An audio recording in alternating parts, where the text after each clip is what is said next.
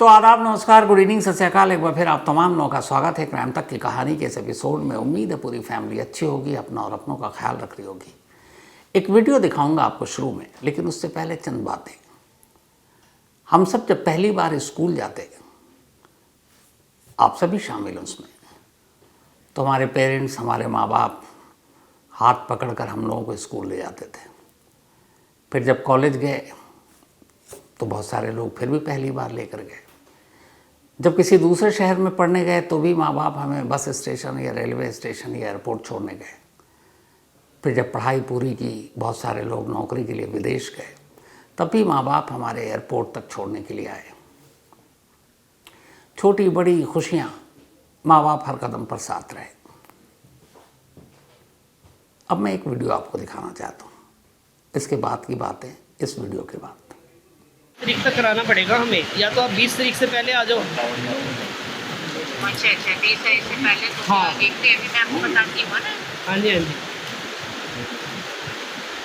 अच्छे से हो गया ना सारा काम? हाँ बिल्कुल अच्छे से हो गया। ठीक है, तो मैं ऐसे बोल रही थी ना, आप मुझे वीडियो भी भेज दो। ठीक है भेज दूँगा। आपके आने पे होगा सारा काम। हाँ बाकी तो आप आ लोगे जब होगा ना। ये संस्कार हुआ है। अभी तो संस्कार हुआ है। अभी और कितना टाइम लगेगा? तो हम लोग देखिए खाएंगे और नाइट चूल्हा जलाएंगे। नहीं अभी तो है ना कि कितना को नहीं दे दी लगे रहो दिलदार। नहीं चल रही है।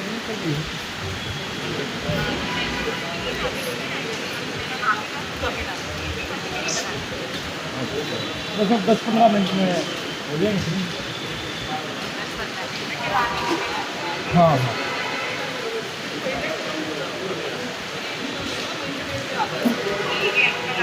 ये वीडियो एक बेटी की है, देखकर तो आप समझ गए होंगे। बस इतना कहना चाहता हूँ या इतना जोड़ना चाहता हूँ। माँ बाप अपनी पूरी ज़िंदगी खपा देते हैं अपने बच्चों के लिए, बच्चों के भविष्य के लिए,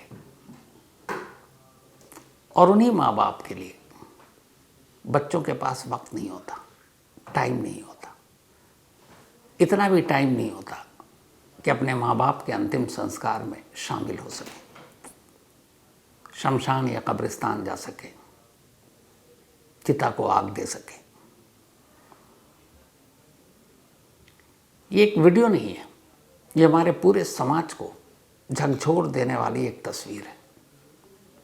सोनीपत से ये तस्वीर आई है। वीडियो में जो कुछ कहा, थोड़ी कच्ची पक्की आवाज़ आपने सुनी होगी, कुछ साफ, कुछ धुंधलाई हुई, लेकिन ये वीडियो ये बता रही है कि एक बुजुर्ग पिता की मौत हो गई है, अर्थी शमशान में है, चिता सजाई जा चुकी है, और एक शख्स अब मोबाइल पे वीडियो कॉल मिलाता है, और उस वीडियो कॉल के बाद दूसरी तरफ एक बेटी है, और वो लाइव इस आखिरी रस्म को देखने की खाना पूर्ति पूरी कर रही है, रस्म अदायगी पूरी कर रही है। क्योंकि उस बेटी के पास टाइम नहीं था शमशान तक आने के लिए। वो बेटी ना अमेरिका में रहती है, ना लंदन में, ना ऑस्ट्रेलिया में, ना सात समंदर पार। जिस जगह ये चिता सजी है, जिस जगह ये शमशान है, उस जगह से इस बुज़ुर्ग बाप की 3 बेटियों के घर की दूरी 1000 से 1500 किलोमीटर के बस दायरे में है। एक बेटी सोनीपत से दूर मुंबई में, एक बेटी उत्तर प्रदेश के आजमगढ़ में, और एक बेटी काठमांडू में, नेपाल में। नेपाल की भी दूरी ज़्यादा नहीं है, दिल्ली से 1 घंटे की फ़्लाइट है, सड़क के रास्ते आए 24 घंटे में आप पहुंच जाएंगे। मतलब इन तीनों रास्ते से अगर कोई फ़्लाइट से भी ना आए, ट्रेन से भी ना आए, सड़क के रास्ते आए, तो 24 घंटे में पहुंचा जा सकता है। लेकिन 3 बेटियों का बाप चिता पर लेटा है और आग कौन दे रहा है? उस वृद्धाश्रम के लोग, जहां 3 बेटियों के रहते हुए बीते 3 सालों से वो रह रहा था। ये कहानी राम रतन गुप्ता की है। 74 साल की उम्र, मुंबई के रहने वाले, एक बिजनेसमैन। एक दौर था जब इनका कपड़ों का कारोबार था, मुंबई में शानदार घर था, जिंदगी अच्छी चल रही थी। लेकिन फिर वक्त का पहिया घूमा, कारोबार ख़त्म हो गया, बिजनेस में घाटा हुआ, लेकिन उससे पहले इन्होंने अपने सारे फ़र्ज़ पूरे किए। तीनों बेटियों को अच्छे स्कूल में पढ़ाया, कॉलेज भेजा, ग्रेजुएट बनाया, तीनों की धूमधाम से शादी की, सब कुछ ठीक। लेकिन जब बिजनेस में घाटा हुआ, कपड़ों का कारोबार ठप हो गया, राम रतन की ज़िंदगी बदल गई। धीरे धीरे सब कुछ बिक गया। फिर कुछ वक्त एक बेटी जो मुंबई में रहती थी उसके पास रहने लगे। 3 बेटियों में से 2 बेटी टीचर है। लेकिन थोड़े वक्त के बाद ही उन्हें एहसास हुआ कि शायद दौलत बहुत बड़ी चीज़ है, पैसा ना हो तो अपने भी पराये हो जाते हैं। उन्हें लगा कि बेटी के घर में शायद वो आज़ादी से नहीं रह पा रहे हैं, बहुत सारी चीज़ें होंगी। फिर एक रोज़ वो बड़ी खामोशी से अपनी पत्नी को अपने साथ लेते हैं, मुंबई से दिल्ली आ जाते हैं। दिल्ली आते हैं, जेब में पैसे नहीं हैं, सर पे छत नहीं है। कुछ पुराने दोस्त काम आते हैं, उनसे पूछते हैं, वो बताता है कि आप सोनीपत पहुंच जाइए, दिल्ली के दरवाजे पर है, हरियाणा में है, वहाँ वृद्धाश्रम है, वहाँ बहुत सारे आप जैसे बुजुर्ग रहते हैं जिनका कोई नहीं होता। पर इनकी 3 बेटियां थीं। अब बुजुर्ग माँ बाप 3 साल पहले सोनीपत के एक आश्रम में पहुंचते हैं, उसी आश्रम में रहते हैं। पर शायद राम रतन की पत्नी अपने पति की हालत देख नहीं पा रही थी। जिनके 3 बच्चे हों, 3 औलादें हों, वो बुजुर्ग माँ बाप जिनकी अब उम्र हो गई हो, वृद्धाश्रम में, मतलब कोई भी बेटी रखने को तैयार नहीं। शायद इसी गम में उनकी पत्नी बीमार रहने लगती है और 1.5 साल पहले राम रतन की पत्नी की मौत हो जाती है। बीमारी में भी फ़ोन गया तीनों बेटियों के पास। तीनों बेटियों ने हमदर्दी जताई, पिता से कहा सही से देखभाल करना। खुद नहीं आई क्योंकि टाइम नहीं था। फिर वो दिन भी आया जब राम रतन की वाइफ की डेथ हो गई। तीनों बेटियों की माँ की मौत हो गई। पिता ने तीनों बेटियों को कहा अब तुम्हारी माँ नहीं है, आ जाओ, कम से कम आखिरी बार चेहरा देख लो। मुंबई, आजमगढ़, काठमांडू, तीनों जगह से तीनों बेटियों का जवाब आया, टाइम नहीं है। राम रतन ने अपनी पत्नी का अंतिम संस्कार अकेले अपने हाथों से उसी सोनीपत में किया। साथ में जिस वृद्धाश्रम के लोग थे, उनके साथी थे, उन जैसे बुजुर्ग थे, वो शमशान तक गए, उन्होंने कांधा दिया आरती को। इसके बाद राम रतन जिंदगी में अब सच में अकेले हो गए। दुख सुख हर मौके पर जिस पत्नी ने साथ दिया उसका साथ छूटते ही अब वो अपने आप को बिल्कुल तन्हा महसूस करने लगे। जिस वृद्धाश्रम में रहते थे उसकी दरो दीवार उनकी पत्नी की याद उन्हें दिलाया करती थी। थक मजबूर हार कर उन्होंने तय किया कि इस वृद्धाश्रम को छोड़ देंगे क्योंकि यहाँ हर जगह पर उनकी पत्नी की यादें हैं। फिर उसी सोनीपत में एक दूसरे वृद्धाश्रम में वो शिफ्ट हो जाते हैं 1.5 साल पहले। अब वहाँ हैं, एक मोबाइल है उनके पास, कभी कभार बेटियाँ हाल चाल पूछ लेती। ज़िंदगी यूं ही कट रही थी बाकी बुज़ुर्गों के साथ, जिनमें से कई को उनके अपने बच्चों ने छोड़ रखा था। एक तो इस वृद्धाश्रम में एक हरियाणा की ही सरपंच थी, बुजुर्ग, अच्छा खासा पैसा, कभी गांव के हर विवाद का फैसला उनके मुंह से जो निकलता वही होता। पर उम्र के इस पड़ाव पर उन्हें भी उनके बेटियों ने छोड़ दिया, वृद्धाश्रम आ गई। अब राम रतन ऐसे ही लोगों के बीच में रह रहे हैं, अकेलापन खाया जा रहा है, पत्नी की मौत के बाद से ज़्यादा ही टूट चुके हैं। 20 दिन पहले अचानक उनकी तबीयत बिगड़ती है। वृद्धाश्रम के संचालक उनकी 2 बेटियों को फ़ोन करते हैं, कहते हैं पिता की तबीयत ख़राब है, ज़्यादा ही क्रिटिकल है, हॉस्पिटल ले गए हैं, तुम आ जाती देख लेती तो बेहतर होता। बेटियां कहती है कि आप उनको हॉस्पिटल में दिखा लीजिए, ठीक हो जाएगा, हम आ नहीं सकते, छुट्टी भी नहीं है, टाइम भी नहीं है। वृद्धाश्रम के लोगों ने अपने हिसाब से इलाज कराया, अस्पताल से छुट्टी हुई, वापस आ गए। मंडे को फिर उनकी तबीयत बिगड़ी, पेट में तेज़ दर्द उठा, डॉक्टर को दिखाया, डॉक्टर ने दवा दी, फिर बेटियों को फ़ोन किया। बेटियों ने कहा कोई बात नहीं, ठीक हो जाएंगे, आ नहीं सकते, टाइम नहीं है।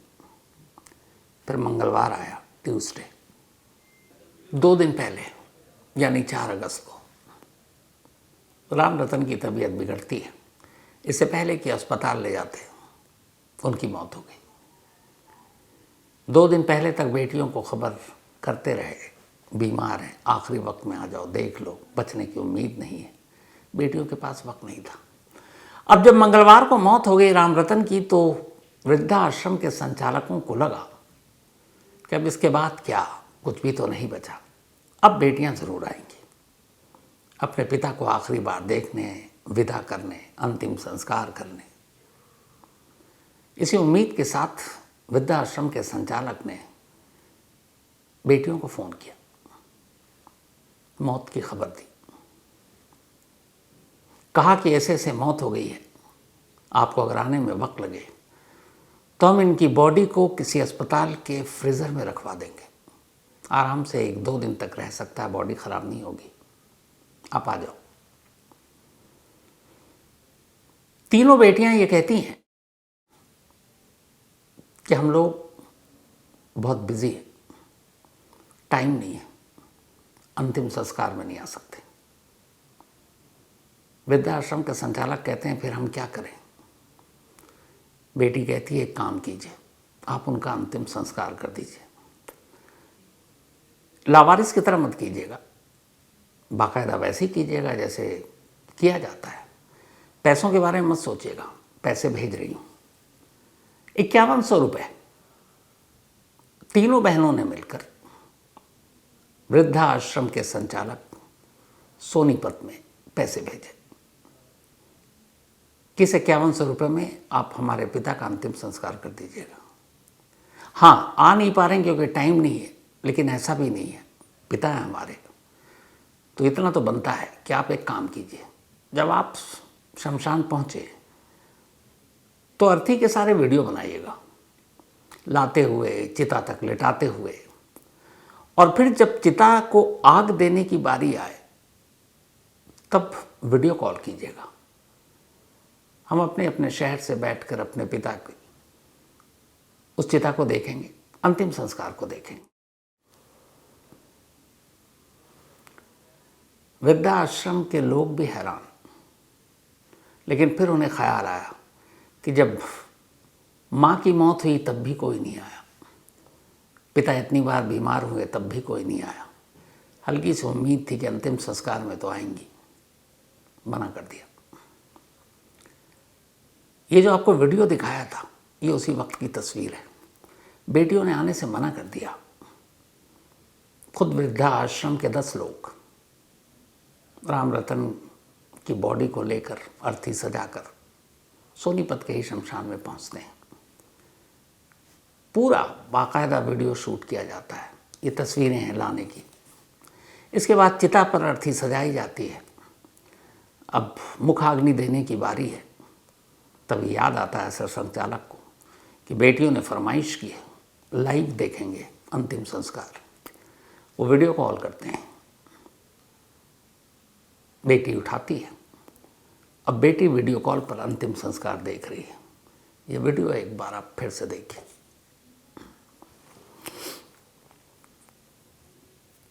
तो आपने देखा पूरा लाइव।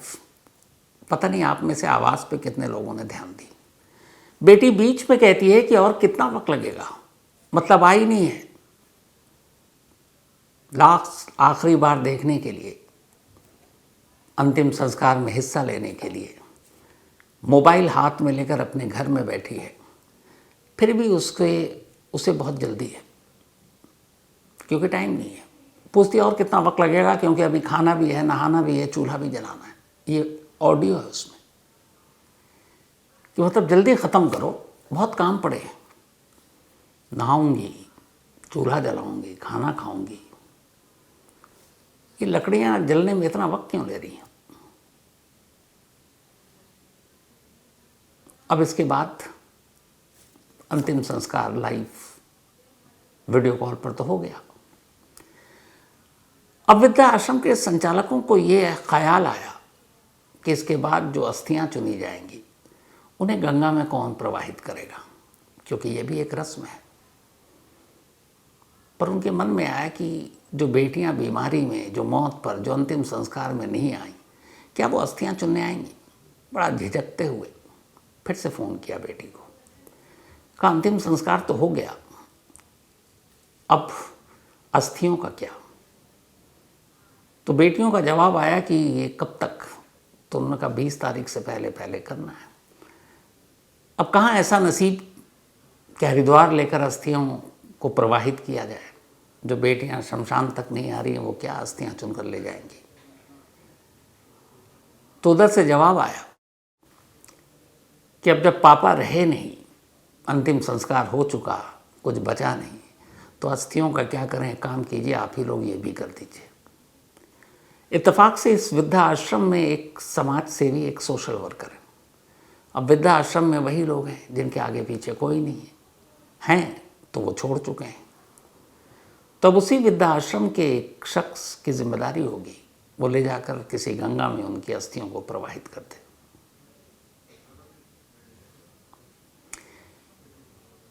हमारा देश युवाओं का देश है। इस वक्त पूरी दुनिया में सबसे ज़्यादा जो यंग पॉपुलेशन है वो हमारे देश की है। लेकिन हमारे देश में करीब 13 करोड़ बुजुर्ग लोग रहते हैं, 13 करोड़। और इनमें से करीब 1 लाख से थोड़ा ऊपर वो बुजुर्ग माँ बाप हैं जो देश के अलग अलग राज्यों के वृद्धाश्रम में रहते हैं।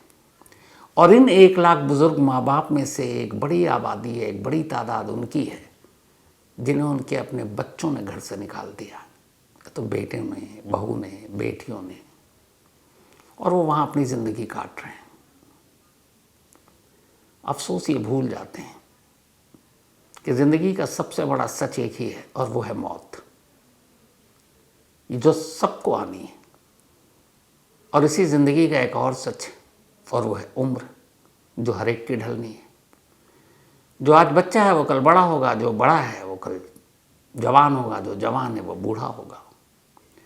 तो आज की जो नई नस्ल जिनके माँ बाप बूढ़े हैं वो हैं तो जवान, पर कल वो उन्हीं की जगह पर बूढ़े होंगे।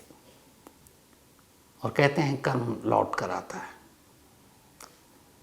जिन्होंने आज अपने माँ बाप को वृद्धाश्रम में छोड़ रखा है, जिनके पास आज अपने माँ बाप के लिए वक्त नहीं है, अंतिम संस्कार तक में शामिल होने के लिए टाइम नहीं है, क्या पता कल यही चीज़ें उनके सामने हो जब उनके बच्चों के पास टाइम ना हो। ये ज़िंदगी की आपाधापी, भाग दौड़, तरक्की की भूख, ये सब अपनी जगह, लेकिन माँ बाप की जगह क्या है? बहुत जगह लिखा हुआ है, मैंने भी पढ़ा है कि एक माँ बाप कई बच्चों को एक साथ पाल लेते हैं, कभी भेदभाव नहीं होता। एक एक घर में 5-5 बच्चे होते हैं, किसी की 6 औलादें हैं, खुशी खुशी पाल लेते हैं, चाहे जितनी कमाई हो। रूखी सूखी खाएंगे लेकिन सब खाएंगे, सब एक छत के नीचे रहेंगे, सब हर त्यौहार, हर खुशी साथ मनाएंगे, हर गम साथ मनाएंगे। लेकिन वही बच्चे जब बड़े हो जाते हैं, वो 5, 6, 7, 2, 3 जितने भी बच्चे हों, ये सब मिलकर एक माँ बाप को नहीं पाल पाते। और ये सच्चाई है। अगर कोई माँ बाप बुजुर्ग किसी एक बच्चे के साथ रह रहा है, एक बेटे के साथ, तो थोड़े दिन के बाद आवाज़ आती है कि भाई उसके यहाँ आप क्यों नहीं रहते हो, उसके यहाँ क्यों नहीं रहते हो। मतलब उन माँ बाप से कोई पूछे कि कभी उन्होंने नहीं पूछा अपने बच्चों से कि तुम हमारे घर में क्यों रहते हो। ये वो माँ बाप है जो उंगली पकड़ पकड़ कर हर पहली चीज़ अपने बच्चों को खुद कराते हैं। स्कूल ले जाने से लेकर, कॉलेज ले जाने से लेकर, बस अड्डे, रेलवे स्टेशन, एयरपोर्ट तक छोड़ने के लिए, उनकी मुसीबत, उनके दुख की घड़ी में अपना सारा टाइम उनको देने के लिए। लेकिन जब बात उनकी आती है तो बच्चों के पास टाइम नहीं होता। होता है कई बार कि वाकई वक्त नहीं, लेकिन ईमानदारी से आप बताइएगा, किसी के माँ बाप की मौत हो, शमशान में हो, यहाँ तक कि बहुत सारे ऐसे लोग हैं जिनके बच्चे विदेश में हैं, बहुत सारे नहीं आ पाते होंगे, लेकिन कोशिश करते होंगे। ये बहुत सारे जानबूझ के भी नहीं आते होंगे। ये भी एक फैक्ट है। लेकिन यहाँ तो सिर्फ 1000-1500 किलोमीटर की दूरी की बात थी, और बेटियाँ तो कहते हैं कि माँ बाप के ज़्यादा करीब होती हैं, और यहाँ 3-3 बेटियाँ हैं। पहले माँ मरी 1.5 साल पहले, और एक बेटी भी संस्कार में शामिल होने के लिए नहीं आई क्योंकि टाइम नहीं था। 1.5 साल बाद वही बाप जिसने अपनी उन तीनों बेटियों को एक अच्छा इंसान बनाया, पढ़ाया लिखाया, धूमधाम से शादी की, उनमें से एक के पास भी वक्त नहीं था कि अपने बाप के आखिरी सफ़र में शामिल हो, अंतिम संस्कार करे। गैरों ने, परायों ने किया, तो अपने तो वो निकले। लेकिन यहाँ 5100 रुपये और वीडियो कॉन्फ्रेंसिंग, रस्म निभा लिया। ये भी कहा था रिकॉर्ड करके सब विजुअल भेजिएगा, क्यों? ताकि वो दिखाएंगे। और इस कहानी का सबसे अफसोसनाक और सबसे अजीब पहलू ये है कि राम रतन को यह एहसास हो चुका था कि वो ज़्यादा दिन जिएंगे नहीं। उन्होंने मरने से पहले एक वसीयत की कि जब मैं मर जाऊं तो मेरा अंग दान कर देना। मौत के बाद जब बेटियां नहीं आईं तो वृद्धाश्रम के संचालक ने कहा कि ठीक है, हम अंतिम संस्कार तो कर देंगे, लाइव वीडियो पे भी आपको दिखा देंगे, लेकिन जो वसीयत है वो कैसे पूरा करें, क्योंकि उसके लिए किसी अपने बच्चे का होना यहाँ ज़रूरी है। तो बेटी ने पूछा क्या? उन्होंने कहा उन्होंने अंगदान करने की बात कही है। यहाँ पर भी बाप की आखिरी ख्वाहिश को बेटियों ने पूरा नहीं किया। बेटी ने कहा अंगदान की बात की, आप एक काम कीजिए, बाकी अंगों को छोड़ दीजिए, सिर्फ आंखें दान कर दीजिए। कहाँ इतने झंझट में आप फंसेंगे। मौत के बाद डॉक्टरों की टीम आई, राम रतन की आंखें बाहिफाजत लेकर गई, और आज राम रतन की आंखें 2 लोगों की आंखों की रोशनी बन चुकी है। लेकिन मुझे लगता है कि अच्छा हुआ कि अंगदान में सिर्फ राम रतन की आंखें ही दान में गईं, क्योंकि उन आँखों से राम रतन इस दुनिया को और ख़ास तौर पर अपनी उन बेटियों को देखना भी नहीं चाहते, जिनके पास इतना भी वक्त नहीं था, इतना भी टाइम नहीं था कि वो अपने माँ बाप दोनों के आखिरी सफ़र में, अंतिम संस्कार में उनके पास होते। मतलब कैसी बेटियाँ न माँ के अंतिम संस्कार में टाइम निकाल कर आ पाएँ, न पिता के। रस्म अदायगी कर ली वीडियो कॉन्फ्रेंसिंग से। ये कहानी सुनाने का सिर्फ मकसद इतना है कि हम सब जानते हैं कि हम सब बहुत बिजी हैं, वक्त नहीं है। लेकिन ऐसा भी नहीं है कि इतना भी वक्त नहीं है क्या माँ बाप के आखिरी सफ़र में शामिल ना हो पाए। इसीलिए जो लोग या जिनके माँ बाप जिन्होंने अपने से दूर कर रखा है, बहुत सारे माँ बाप जो वृद्धाश्रम में हैं, वो एक बार ज़रूर सोचें, क्योंकि माँ बाप की जगह कोई नहीं ले सकता। और इसीलिए एक बार फिर से ये वीडियो आपके सामने छोड़ कर जा रहा हूँ, ताकि आप इस वीडियो को जब जब देखें तो महसूस करें कि कितना मुश्किल होता है माँ बाप होना। Thank you so much. तारीख तक कराना पड़ेगा हमें, या तो आप 20 तारीख से पहले आ जाओ। अच्छा 20 तारीख से पहले तो हाँ। देखते हैं, अभी मैं आपको बताती हूँ ना। हाँ जी, हाँ जी। अच्छे से हो गया ना सारा काम? हाँ बिल्कुल अच्छे से हो गया। ठीक है, तो मैं ऐसे बोल रही थी ना, आप मुझे वीडियो भी भेज दीजिए। ठीक है भेज दूँगा। अरे आपके आने पे होगा सारा काम। हाँ बाकी तो आप आ लोगे जब होगा ना। ये संस्कार हुआ है, अभी तो संस्कार हुआ है। अभी और कितना टाइम लगेगा? तो हम लोग देखिए नहाएंगे और नहाए के चूल्हा जलाएंगे। नहीं अभी तो है ना, पिता को नहीं देती लगे रहो दिलदार। नहीं चल रही है, चल रही है।